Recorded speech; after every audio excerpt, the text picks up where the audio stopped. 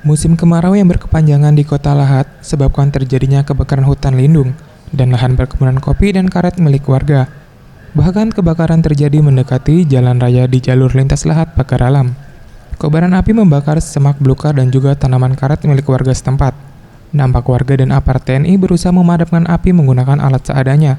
Namun usaha warga sia-sia karena api terus membesar dan asap dari kebakaran ini menutupi pemandangan pengendara yang melintas.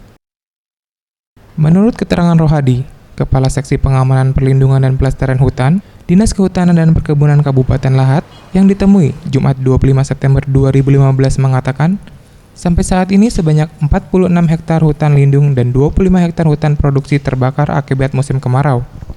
Hutan lindung dan hutan produksi yang terbakar tersebut terbesar di Kecamatan Jarai, Kota Agung, Gumai Ulu, dan Pulau Pinang.